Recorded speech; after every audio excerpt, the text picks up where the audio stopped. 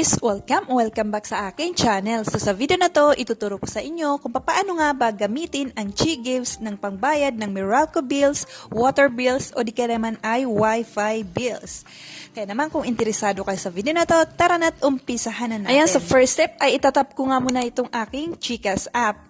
And then dito nga sa Chikas app, itatap ko naman itong aking Chi-Gives para maipakita ko sa inyo kung magkano nga ba yung available na meron dito sa aking Chi-Gives. So kung mapapansin nyo, nakalagay dyan sa akin, available to spend 10,000 pesos. Spend a minimum of 1,000 pesos. So yan yung pwede kong magamit. Okay? So tara na't proceed na tayo dun sa kung paano nga ba magbayad ng bills. Ayan, so first step ay i-click lang natin itong bills.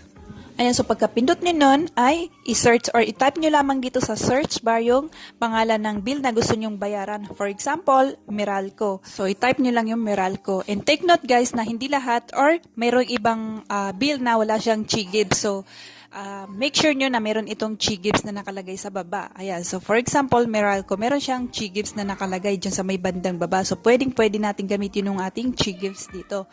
So for example, hindi Meralco yung gusto kong bayaran at ang gusto kong bayaran is Wi-Fi. So i-search lang natin dito yung Converse dahil ako Converse yung gamit namin. So pag na-search mo na nga, pindutin mo lamang yan. Pagka napindot mo na ay makikita naman natin ay ganito. Ayan, so dito, ilalagay lang natin dito kung magkano yung halaga na babayaran natin. For example, 1,000 pesos. Ayan, so ilagay mo lang dyan 1,000 pesos. And then dito naman sa bandang baba nakalagay dyan account number. So ilagay nyo lang dyan yung account number na nakalagay sa inyong bill. And then dito naman sa baba, ilagay nyo lang din dyan yung pangalan nyo. Pagkatapos ay pindutin nyo na itong next. Kapag napindot nyo na yung next, ay ganito naman yung makikita nyo. So dito, ang pipiliin nyo, syempre, itong Chi-Gives. So pindutin nyo lamang yung Chi-Gives. Kailangan magkaroon yan na check na blue. And then, kapag napindot nyo na yan, ay ganito naman yung lalabas. Ayan, so ayan, nakalagay dyan, you are borrowing 1,000 pesos. And then, mayroon itong fee na 10 pesos. Okay? So, nakalagay dyan, loan amount 1,010 pesos. So, yan daw yung mahihiram or hihiramin mo.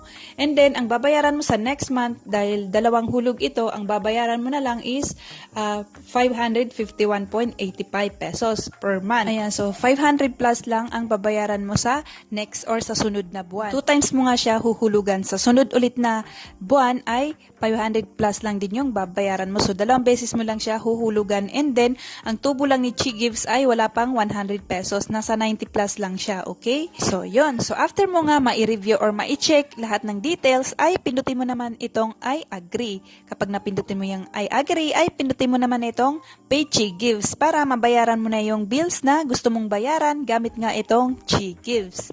Okay? So, I hope ay nakatulong tong video na to sa inyo. Please give it a thumbs up kung nagustuhan nyo and subscribe sa aking channel para updated kayo sa iba ko pang i-upload na mga video dito sa aking channel. Thanks so much for watching!